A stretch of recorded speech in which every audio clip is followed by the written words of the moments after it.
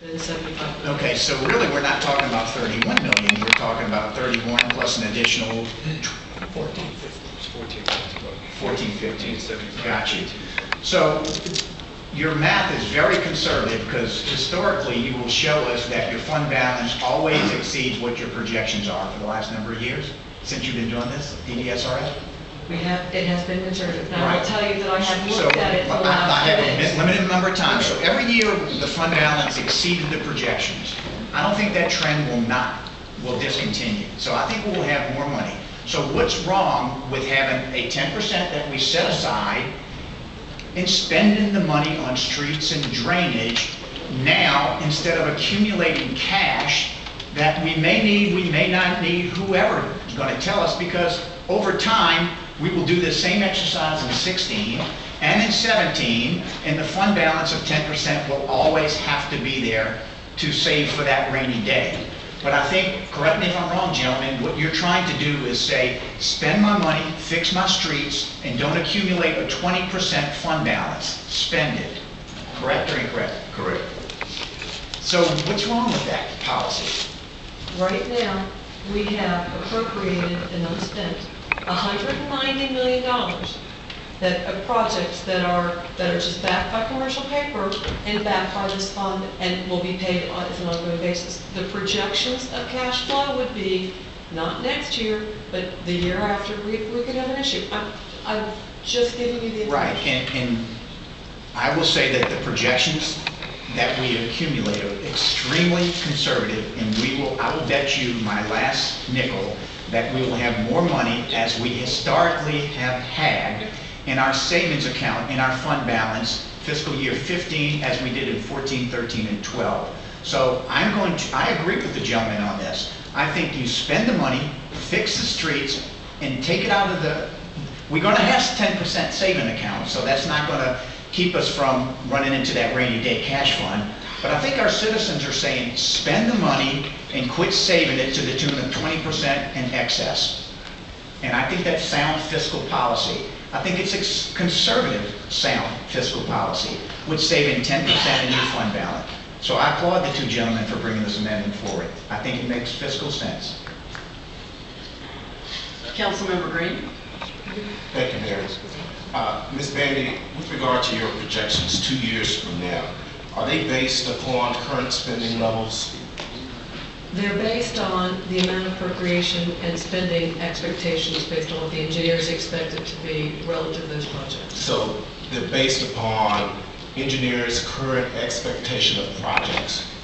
Of how much it's going to be Of how much it's appropriated going to be and how those appropriated. projects will spend. So if in fact so in the course of 2 years, if in fact we find that perhaps, as you say, there may be a negative balance, we could easily alter the number of projects for that particular year to make sure that we would continue to cash flow. Because my understanding, as we have been operating now, every project that we have identified has been fully funded, or dollars have been appropriated for every project for now and the next 5 years. No, projects are appropriated in general. In 4042, projects are appropriated against commercial paper. There's no money involved. It's just Exactly, but the dollars have been earmarked for the payment of the project. They will be coming in to pay for them as we go along. Absolutely, but those dollars again have been earmarked to pay for the completion of an entire project. So say for instance, if I have a project in 2017 that's on the CIP, we know here in 2014 where the dollars are going to come from to pay that particular project, and we have earmarked it for that project. Correct? It's all in our cash flow model. That's how it's Right, exactly, and so that's my point. And so since we've reserved those funds, and that's how we've been operating, by being able to, I guess, encumber those dollars for the particular project, whenever we identify them, I'm getting a no. We're not appropriating the dollars, except in 4042A. But we're encumbering the dollars. No, we're not. All we're doing is appropriating against the commercial paper line with the understanding that if we didn't have enough cash We could issue commercial paper. Right, but if we appropriate per commercial paper, we have identified a funding mechanism for that project, yes or no? In my cash model, as I've described it, we have done that. The point being with this is that you're changing the cash model. Exactly, and so I guess what I would like to see, maybe coming to the TTI committee, is maybe you can come and explain to us, as we move forward, the cash model, because when you hear from the Rebuild Houston committee, again, they represent that we're moving forward with regard to our spending based upon a bond model as opposed to this reoccurring fund model.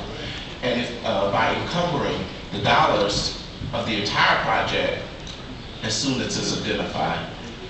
I keep hearing different stories as to whether or not that happens, and so maybe you can come to committee and clarify that for us, and maybe if you have this modeling that's been done, provide that for us so we can actually get an understanding. But I believe it will still give us time to tweak, if you will, or change any type of variation that we would need to with regards to in 2 years we wouldn't have any issues, and as a result, I will be supporting this amendment. Thank you. Councilmember, specifically, if there's a problem, it would just be that as we do vote on the CIP in future years, those projects would be pushed off into the future.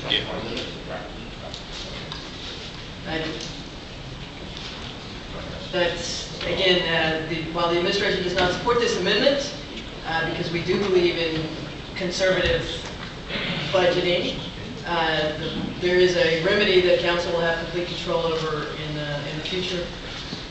Mayor Pro Tem Gonzalez.